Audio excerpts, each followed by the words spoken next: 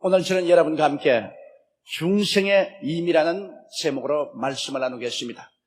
예수님 당시에 유대인의 높은 관원 중에 한 사람, 니고데모라는 사람이 있었습니다. 유대인을 종교적으로 정치적으로 다스리는 오늘날 국회와 같은 산헤드린이라는 곳이 있었는데, 니고데모는 바로 이 산헤드린의 존귀한 관원이었습니다. 그런데 그는 예수 그리스도의 생애를 살펴볼 때 도저히 사람으로서 할 수 없는 위대한 일들이 그를 통해서 이루어지는 것을 보고 편견 없이 이분이야말로 하나님이 함께하는 분이라는 것을 마음에 깊이 느꼈습니다. 산헤드린 회원들은 모두 다 예수 그리스도를 이단으로 낙인 찍었습니다. 그리고 예수 그리스도에 대해서 반대했습니다. 그러나 그는 공평한 마음으로 볼 때 절대로 하나님께로부터 오지 아니하시고는 이러한 일을 할 수가 없다고 생각해서 하루 저녁 모든 사람들이 다 잠든 틈에 그는 몰래 집에서 나와서 예수 그리스도의 계신 곳으로 찾아갔습니다. 그는 그림자진 곳을 지나서 사람들의 눈에 띄지 않게 몰래 예수교로 찾아갔어요. 예수님 계신 숙소에서 그리스도와 대적이 되었습니다. 그는 예수님께 이렇게 말했습니다. 랍비여, 하나님이 당신과 같이 계시지 아니하시면 이러한 비상한 일들은 할 수가 없습니다. 그러자 예수께서 말씀하기를, 내가 진실로 내게 이르노니 내가 거듭나지 아니하면 하늘나라에 들어갈 수 없느니라. 니고데모는 충격을 느꼈습니다. 그래서 그가 말하기를, 저희 나이가 이제 늙습니다. 이 늙은 사람이 어떻게 자식 어머니 뱃속에 들어갔다가 태어날 수 있겠습니까? 예수님이 하신 말씀이, 내가 말하는 것은 육신의 어머니 뱃속에 들어갔다가 태어나는 것이 아니라 물과 성령으로 거듭나지 아니하면 하늘나라를 볼 수 없다는 거야. 바람이 임의로 불매 어디에서 와서 어디로 가는지 알지 못하나니 성령으로 난 사람은 다 그와 같은 사람이라. 니고데모는 도대체 무슨 수수께끼를 듣는 것 같습니다. 알 수가 없습니다. 그래서 어떻게 우리가 그런 것을 압니까?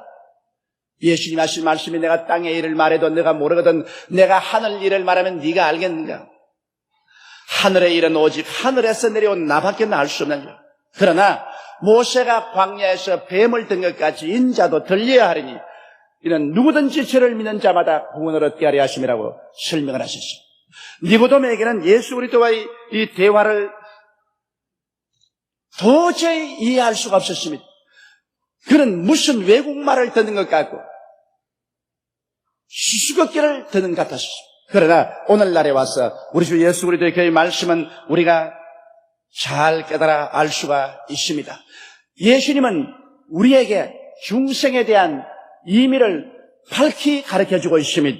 첫째로 여러분, 주님께서 물과 성령으로 거듭나야 한다는 말씀을 하시는데, 이 물은 세례를 말하고 성령은 하나님의 영이 세례를 통해서 우리 가운데 변화의 역사를 베풀어준 것을 말하는 것입니다.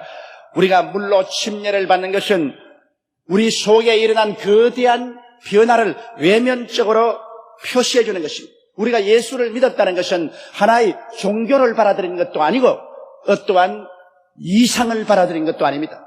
예수를 믿다는 것은 우리의 존재적인 신분에 근원적인 변화가 다가왔다는 것을 의미하는 것입니다. 그렇기 때문에 우리가 믿고 난 다음에 물로 침례를 받는 것은 외면적으로 우리 내면적 변화를 표상하는 것입니다. 우리는 물에 들어가서 목사님의 손에 의해서 물속에 잠김 받고 그러고 난 다음 물속에서 다시 일어납니다. 이것은 예수 그리스도 안에서 우리의 옛사람이 물 무덤 속에 들어가서 장례 지내버리고 말았다는 것을 표시하는 것입니다. 우리 믿음이라는 것은 과거에 대한 완전한 죽음을 말하는 것입니다. 그러고 난 다음 장례진 이후에 예수 그리스도의 부활의 능력에 의해서 새로 태어났다는 것을 외면적으로 표시하는 것입니다. 이 물 침례는 우리가 예수 믿을 때 우리의 속에서 진실로 어떠한 위대한 변화가 일어났는가를 외면적으로 실천해 보여주는 것입니다. 우리가 예수를 믿고 구원을 받았다는 것은 마치 그리스도와 함께 죽고 장사 지낸 바 되고 새로 태어난 이와 같은 획기적인 내적인 변화가 일어났다는 것을 말하는 것입니다. 이것은 성령께서 물침례를 통해서 표상한 것처럼 우리 속에 믿음을 통해서 거대한 변화의 역사와 기적을 베풀 것을 말씀하는 것입니다. 예수를 믿는다는 것은 종교를 받아들이는 것이 아닙니다. 옛사람 즉 아담의 사람이 죽는 것을 말하는 것입니다. 실제로 죽는 것을 말하는 것입니다. 옛사람이 이제 옛사람으로서 존재를 거치는 것을 말합니다. 그러고 난 다음 아담의 삶에서 완전히 단절됩니다. 오늘날 육의 사람은 모두 다 육의 조상 아담의 혈통에서 태어나서 살고 있는데 예수를 믿음으로 말미암아 성령의 역사로서 그 아담의 삶의 모든 연결에서 끊어지는 것을 말하는 것입니다. 그리고 예수 그리스도의 부활에 참여해서 그리스도의 부활의 새 삶을 받아서 살도록 성령께서 우리의 삶 속에 그와 같은 위대한 실제적인 변화를 가져온다는 사실을 우리에게 깨닫게 하려고 그렇게 하시는 것입니다. 이러므로 예수를 믿는 것은 종교를 믿는 것이 아닙니다. 하나의 의식을 받아들이는 것이 아닙니다. 하나의 제도를 받아들이는 것도 아닙니다. 성령이 우리 속에 역사하여서 물침례 받을 때 우리가 외면적으로 보는 것처럼 완전히 죽고 장사지는 바 되어서 아담의 삶에서 단절되고 예수 그리스도의 부활에 참여하여 새 생명 가운데 살게 되는 역사가 실제로 우리 가운데 일어났다는 사실을 보여주는 것입니다. 결과적으로 우리는 세상과 마귀의 지배에서 벗어나 천국 백성이 됨을 확신하는 것입니다. 우리 세례를 통해서 하나님께서 마귀와 세상에서 건져내어 하나님의 사랑의 아들 나라로 옮겼다는 사실을 보여주는 것입니다.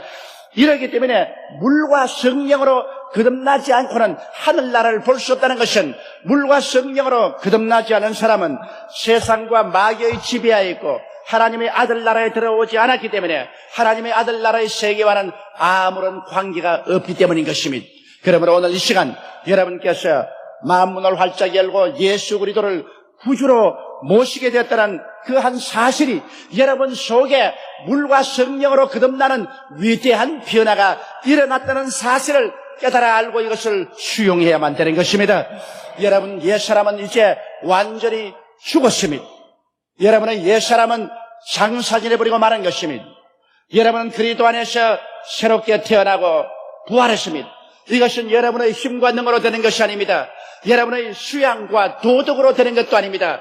하나님의 성령이 이와 같은 변화를 여러분 속에 이루어 주었다는 것입니다. 하늘과 땅을 지으신 성령의 창조적인 역사가 우리의 속에 임하여서 그리스도로 말미암아 위대한 변화를 우리에게 가져오게 된 것입니다. 이러므로 예수를 믿는 것은 성령의 역사로 말미암아 변화된 삶을 사는 것이지 종교적인 수양이나 도덕으로서 우리가 믿는 것은 결코 아닌 것입니다. 이러므로 그리스도 예수를 믿자 말자 하나님의 성령이 여러분 속에 들어와서 이와 같은 큰 변화를 일으켜 주셨으므로 우리는 이것을 깨달아 알고 이 성령의 변화시킨 역사를 받아들여야 되는 것입니다.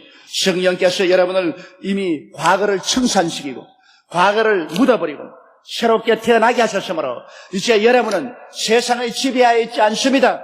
여러분은 마귀의 지배하에 있지도 않습니다. 여러분은 하나님의 사랑의 아들 나라로 옮겼습니다.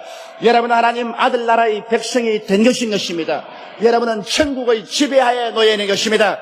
이러므로 다시는 세상과 마귀를 향해서 돌아가서는 안 됩니다. 세상과 마귀와 짝을 해서도 안 됩니다. 그 세계와는 이미 우리 영원한 단절을 가져왔습니다. 우리의 마음 중심에 이제 하나님이 계시고 예수님이 계십니다. 우리의 속사람은 이제 천국에 속해 있습니다. 우리는 성령의 불담과 불병과 안에 놓여 있는 것입니다. 성령의 능력에 의지해서 우리는 자고 깨고 숨쉬며 사는 것입니다. 성령으로 말미암아 그리스도를 찬미하고 하나님을 신뢰하면서 우리는 살아가고 있는 것입니다. 그러므로 세상 사람과는 너무나 판이한 삶을 삽니다. 우리는 완전히 새 사람이 되어버리고 마는 것입니다. 이러므로 이것을 바로 예수님께서 니고데모에게 설명한 것입니다. 니고데모는 이 사실을 도저히 이해할 수가 없었습니다. 그러나 오늘날에 와서는 우리는 예수 그리스도가 십자가에 못 박여 죽었다가 장사년 후 부활했기 때문에 이제는 이 진리를 밝히 깨달아 알 수가 있는 것입니다. 예수 그리스도로 말미암아 우리는 오늘날 다 중생하여 새 사람이 된 것을 믿으시면 아멘 하십시다. 둘째로, 중생한 사람들에게는 성찬을 통해서 중생한 사람들의 삶과 그 의미를 깊이 깨닫게 해주시는 것입니다. 여러분, 물과 성령으로 거듭난 사람을 위해서 아버지께서 차려주시는 천국의 식탁이 바로 성찬인 것입니다. 이 성찬은 그리스도의 고난에 동참하고 그 승리에 동참함을 의미하는 것이기 때문에 예수를 믿지 않은 사람은 참여할 자격이 없습니다. 또 예수를 믿지 않은 사람을 위해서 하나님은 이 거룩한 식탁을 예배해 주지 않습니다. 물과 성령으로 거듭나서 그 속에 성령께서 와 계시고 그 생명이 하늘나라에 속한 사람을 위해서 하나님께서는 이 성찬을 예배해 주는 것입니다. 우리는 성찬에 나와서 그리스도의 깨어진 몸을 먹고 그 흘리신 피를 마실 때 우리의 삶 속에 거대한 변화가 다가온 그 진리의 사실을 우리의 몸을 가지고서 확인하는 것입니다. 그것은 무엇입니까?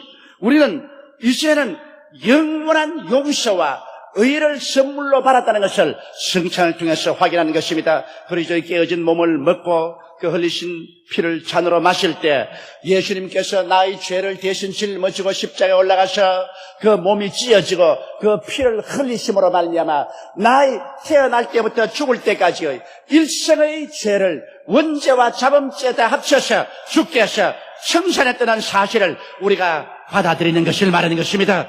우리가 떡을 먹고 피를 마시는 것은 우리의 마음속에 이 진리를 받아들인다는 것을 천하에 선언하는 것입니다. 이렇기 때문에 성찬의 떡과 잔을 먹고 마실 때 우리의 마음속에 중생으로 말미암아 일어난 거대한 변화의 그 사실을 다시 한번 확인하는 것입니다. 이제 나는 더 이상 죄인이 아니요, 더 이상 죄의 포로도 아니라는 것입니다.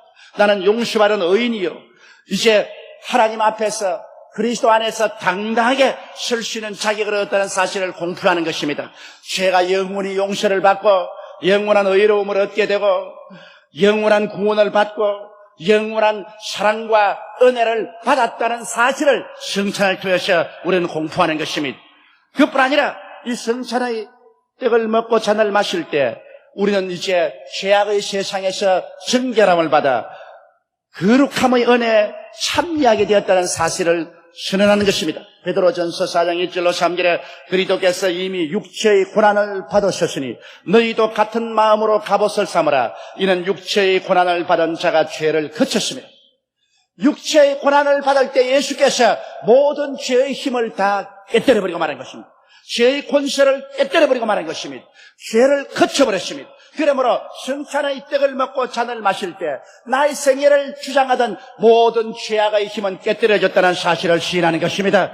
이제는 죄가 더 나를 끌고 다닐 수도 없고 나는 죄의 포로가 될 수도 없고 이 세상의 더러움의 종이 될 수도 없다. 이제는 예수 그리스도로 말미암아 자유인이 되었다는 것을 선포합니다. 죄가 더 이상 나를 짓밟을 수가 없다. 죄가 더 이상 나를 포로로 잡을 수가 없다. 죄는 나를 지배하지 못한다. 나는 이제 죄를 짓밟아버리고 말았다.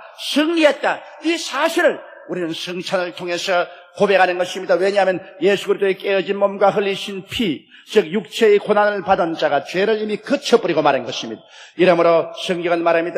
이후로는 다시 사람의 정욕을 쫓지 않고 오직 하나님의 뜻을 쫓아 육체의 남은 때를 살게 하려 함이라. 너희가 음란과 정욕과 술취함과 방탕함과 연락과 무법한 우상숭배를 하여 이방인을 쫓아 행한 것이 지난 때가 족하도다. 이제는 성찬 이전에 세상에 속할 때 그런 죄의 힘에 잡혔지만은 이 성찬을 통해서 중생을 통해서 우리는 그리스도로 말미암아 그 죄에서 벗어남을 받았다는 것입니다. 이미 죄가 거쳤습니다. 그 죄는 힘이 없습니다. 이러므로 이 죄를 우리는 우리의 생애 속에서 쳐내버려야 됩니다. 우리는 이 죄가 다가올 때 이 죄에 항복해서는 안 됩니다. 나사렛 예수 이름으로 단호하게 대결하여 쫓아버려야 되는 것입니다. 왜냐하면 이 죄가 다시는 여러분을 지배하지 못합니다. 예수 그리스도 안에서 생명의 성령의 법이 죄와 사망의 법에서 여러분을 해방시켜버리고 말한 것입니다. 성찬의 떡과 잔을 마실 때 또 우리가 느끼는 것은 우리는 치료의 은혜의 축복에 참여한다는 것을 고백하는 것입니다. 예수께서 그 몸이 찢기고 피를 흘릴 때 우리의 모든 병을 대신 짊어졌다는 것입니다. 그러므로 그 찢어진 살점 하나마다 흘리신 빗방울마다 우리의 모든 질병을 청산하기 위한 대가가 되고 그를 통해서 치료가 넘쳐납니다. 내가 그 떡을 먹을 때 치료를 먹는 것입니다. 내가 그 잔을 마실 때 그리스도의 치료의 잔을 마셔드리는 것입니다. 이를 통해서 우리는 이제 옛날 죄악과 마귀로 말미암아 다가온 무수한 심신의 질병에서 해방이 되었다는 사실을 우리는 성찬을 통해서 시인하는 것입니다. 또 성찬의 떡과 잔을 먹고 마실 때 중생한 우리들은 이제 이를 통해서 하나님의 깊고 넓고 놀라운 축복의 은혜에 참여한다는 사실을 시인하는 것입니다. 고린도후서 8장 9절에 우리 주 예수 그리스도의 은혜를 너희가 알거니와 부유하신 자로서 너희를 위하여 가난하게 되심은 그의 가난함을 인하여 너희로 부유케 하려 하심이라고 말씀한 것입니다. 그 부유하신 예수님께서 이 땅에 오셔서 말구유에서 태어나 누우시고 33년 동안에 풍찬 노식을 하시면서 온갖 고통을 다 당하셨습니다. 그것은 우리의 모든 가난과 낭패와 실망과 저주를 몸으로 다 갚으시고 십자가에서 청산하셔서 우리에게 아브라함의 복을 주시기 위한 것임이라고 말씀하는 것입니다. 이러므로 성찬의 떡을 먹고 피를 마실 때 나의 모든 저주, 나의 모든 낭패와 실망과 가난은 예수 그리스도로 말미암아 청산되고 나는 그리스도로 말미암아 하나님의 부여와 축복을 받아들인다는 사실을 고백하는 것입니다. 성찬의 떡을 먹고 마실 때마다 나는 복받은 사람입니다. 나는 그리스도로 말미암아 이제는 저주에서 자유인이 되었습니다. 하나님의 은총과 축복 속에 삽니다 하는 것을 고백하는 것이 되는 것입니다. 그뿐 아니라 이제 성찬의 떡과 잔을 먹고 마실 때 나는 그리스도의 생명에 참여하여 이제 부활의 영광스러운 날에 나도 부활할 것을 확신합니다는 것을 시만 고백하는 것입니다. 요한복음 6장 54절에 보면 내 살을 먹고 내 피를 마시는 자는 영생을 가지고 마지막 날에 내가 그를 다시 살리리니라고 말씀하는 것입니다. 이러므로 내가 이 살을 먹을 때 나는 중생에서 영생을 얻었습니다. 이 잔을 마실 때 나는 영생을 얻은 사람입니다. 나는 그리스도의 오시는 날에 부활의 생명을 얻어서 주와 함께 영원히 살 사람입니다 하는 것을 고백하는 신앙인 것입니다. 이러므로 우리가 성찬을 대할 때 우리가 마음속에 확실해야 될 것은 이 육의 몸이 신령한 몸으로, 이 약한 몸이 강한 몸으로, 이 추한 몸이 영화로운 몸으로 변화되어 그리스도와 함께 새 하늘과 새 땅과 새 예루살렘을 상속으로 받게 된다는 이 사실을 우리는 확실한 마음의 고백을 가져야 될 것이겠습니다. 이것이 바로 중생한 결과로 우리가 그리스도의 성찬에 참여하는 축복의 의미인 것입니다. 중생에서 우리가 어떻게 변화된가 사실을 세례로서 확인한 것과 같이 우리는 성찬을 통하여 우리가 어떻게 새 사람이 되어 사는가를 마음속에 깊이 확인해야 되는 것입니다. 셋째로 이제 우리의 중생은 주님께서 결혼에 비유해서 말씀을 해주시고 있는 것입니다. 로마서 7장 1절로 3절에 형제들아 내가 법 아는 자들에게 말하노니 너희는 율법이 사람의 살 동안만 그를 주관한 줄 알지 못하느냐. 남편이 있는 여인이 그 남편 생전의 법으로 그에게 매인 바 되나니 만일 그 남편이 죽으면 남편의 법에서 벗어나느니라. 그러므로 만일 그 남편 생전에 다른 남자에게 가면 음부라 이르되 남편이 죽으면 그 법에서 자유케 되하니 다른 남자에게 갈지라도 음부가 되지 아니하니라. 중생의 복을 결혼에 비유해서 여기 하나님께서 말씀하고 있는 것입니다. 여러분 우리가 중생하기 전에 세상의 육신의 사람으로 살 때는 나쁜 남편인 율법과 마귀의 밑에서 사는 것으로 비유되어 있습니다. 우리는 육의 사람들은 모두 다 이 세상에 마귀와 율법의 남편을 섬기고 있습니다. 이 마귀와 율법의 남편은 사사건건이 정죄하고 사사건건이 간섭을 하고 언제나 부정적이고 핥히고 도적질하고 죽이고 멸망시키려고 하는 것입니다. 그러므로 그런 삶은 바로 지옥과 같은 삶입니다. 여러분 우리 육신도 그렇지 않습니까? 못된 남편 만나서 살게 되면 사는 것이 아니라 죽는 것과 같습니다. 사사건건이 간섭하고 부정적이고 손찌검하고 발길로 차고 사람을 고통을 줍니다. 그와 같은 남편하고 사는 것은 하루를 사는 것이 천년을 사는 것 같을 것입니다. 사는 것보다 오히려 죽었으면 좋겠다고 생각하는지 모르겠습니다. 우리가 육으로 살 때는 영적으로 마귀와 율법을 남편으로 삼고 살기 때문에 율법은 끊임없이 우리의 잘못을 지적하고 우리를 정죄하고 마귀는 끊임없이 우리를 도적질하고 죽이고 멸망시키는 일을 했습니다. 그 가운데서 우리들은 고통을 당하면서 죽지 못해서 살고 있었습니다. 오라 나는 공고한 사람이로다. 이 사망의 몸에서 누가 나를 건져내랴. 구원할 자를 찾아봐도 아무도 우리를 건져내주거나 찰 사람이 없었습니다. 그러나 여기에 놀라운 복음이 전파되었습니다. 예수 그리스도를 통해서 우리는 죽고 다시 태어날 수 있다는 것입니다. 하나님의 아들 예수님이 오셔서 십자가에 몸을 찢고 피를 흘리시고 죽으셨 장사되는 이후에 사흘 만에 부활하셨으므로 예수를 구주로 모시면 신기하게 우리가 세상에서 죽어버리고 세상의 남편인 마귀와 율법에서 죽어버리고 장사해버리고 그리스도 안에서 새로 태어날 수 있다는 아름다운 복음이 전파되고 있는 것입니다. 이 얼마나 좋은 복음입니까? 육신으로도 여러분 못된 남편 만나 사는 사람 죽어서 그 법에서 벗어나서 다시 환생해서 좋은 데 시집가서 산다면 얼마나 좋겠습니까? 그러나 육신으로는 그 불가능한 일인 것입니다. 그러나 영적으로는 못된 남편인 율법과 마귀의 밑에서 신음하고 고생하다가 예수를 구주로 모시게 되면 하나님의 기적으로 말미암아 예수님을 통하여 마귀와 율법의 세상에서 죽어버리고 마는 것입니다. 마귀의 나라의 호적의 빨간 줄이 그어지고 이제는 관계가 완전히 단절되어 버리고 마는 것입니다. 그러므로 오늘 누구든지 예수를 구주로 믿으면 마귀 남편에서 죽어버린 것입니다. 그리고 세상의 마귀의 호적에서 빨간 줄이 꺼지고 해방을 얻고 마는 것입니다. 마귀의 세계에서는 알고 있어 내 아내가 죽었다. 그래서 마귀와 율법은 우리를 장사질해버리고 마는 것입니다. 그러나 놀라운 것은 그리스도를 믿음으로 말미암아 마귀와 세상에 대해서 죽어버린 우리들은 죽어서 장사돼버리고 그 자리에 썩어버린 것이 아니라 예수 그리스도의 부활을 통하여 다시 새 사람으로 태어나는 것입니다. 환생하여 새 사람이 되는 것입니다. 그리고 그 다음에는 새 사람이 되었는데 혼자 살 수는 없습니다. 우리는 너무나 좋은 신랑 예수님의 신부로서 시집을 가게 되는 것입니다. 그러므로 예수를 믿는다는 것은 여러분 우리가 마귀 신랑에게서 죽고 장사질해버리고 부활해서 예수 신랑에게 시집을 가는 것을 말하는 것입니다. 오늘 여러분은 모두 다 예수 그리스도를 신랑으로 삼고 시집을 간 사람들인 것입니다.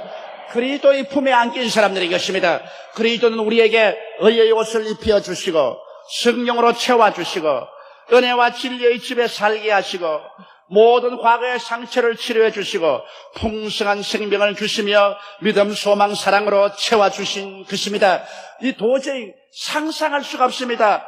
꿈에도 이런 일이 일어날 것이라고는 생각할 수가 없었는데 어찌하다가 예수를 믿고 예수 신랑에게 환성해서 시집 왔어요. 이와 같이 놀라운 은혜를 받는지 말로 다 할 수 없습니다. 성경에는 결혼한 사람들에게 아내들이여 남편에게 복종하기를 죽지 하더라. 아내들이여 남편을 경외하라고 말하는 것입니다. 아내가 할 일은 남편을 존경하고 복종만 하면 되는 것입니다. 그러나 남편들아 아내 사랑하기를 점음같이 하여서 남편은 아내를 사랑할 책임이 있습니다. 사랑은 받는 것이 아니라 주는 것이기 때문에 사랑은 희생을 요구하는 것입니다. 바로 우리는 예수 그리스도의 아내가 되었으므로 예수님을 존경하고 예수님 중심으로 살고 예수님께 복종만 하면 되는 것입니다. 그러나 예수님은 우리의 신랑이므로 이제 희생적으로 우리를 돌봐줘야 됩니다. 그 때문에 예수님은 우리를 대신해서 우리 죄를 대신 짊어지고 십자가에 올라가서 몸을 찢고 피를 흘려서 우리를 죄에서 사주셨죠. 우리의 병을 짊어지셨죠. 우리의 저주를 청산해 주었죠. 우리의 죽음도 청산해 주셨죠. 그리고는 예수께서 당신의 성령을 주어서 우리 안에 있게 하시고 우리와 함께 하시고 우리를 품어주시고 그리고 예수님께서 우리에게 모든 삶에 필요한 것을 채워주시는 것입니다. 이러므로 이렇게 좋은 신랑이 천하에 어디 있을 수가 있습니까? 우리는 예수 신랑을 만나서 이제 예수님과 함께 살게 되므로 두려운 것이 없습니다. 수고하고 무거운 짐진 자들은 다 내게로 오라. 내가 너희를 쉬게 하겠다고 말씀하신 것입니다. 그러므로 예수님의 사랑은 지금부터 영원까지 우리와 같이 하시는 것입니다. 우리가 예수님을 믿고 거듭났다 혹은 중생했다는 뜻은 바로 이와 같은 의미가 그 속에 있는 것입니다. 그러므로 고린도후서 5장 11절에 그런즉 누구든지 그리스도 안에 있으면 새로운 피조물이라 이전 것은 지나가시니 보라 새 것이 되었도다. 물과 성령으로 거듭나서 새롭게 되었으며 성찬을 통해서 새롭게 된 것을 확인했으며 그리스도와 결혼함으로 말미암아 옛날 마귀 신랑 만나서 당하던 구박과 서름과 고통을 꿈에 본 듯 잊어버리고 예수 그리스도 안에서 새롭게 된 자기를, 새롭게 된 삶의 환경 속에서 새로운 믿음, 소망, 사랑 가운데서 살게 되신 것입니다. 이것이 바로 예수 믿는 것입니다. 이것이 바로 거듭났다는 의미인 것입니다. 이것이 바로 중생한 사람의 행복인 것입니다. 예수께서 니고데모에게 설명한 것이 바로 이 사실인 것입니다. 종교가 아닙니다. 율법이 아닙니다. 의식이 아닙니다. 취향과 도덕이 아닙니다. 나를 믿는 사람은 완전히 새 사람이 되어 하늘나라에 속하는 새로운 삶을 하게 됩니다 하는 것을 니고데모에게 가르쳐준 것입니다. 니고데모는 예수 그리스도의 말씀을 듣고 어리벙벙해서 무슨 의미인지 몰랐지만은 십자가 이후에선 우리들은 그리스도의 말씀을 명명백백하게 깨달을 수가 있는 것입니다.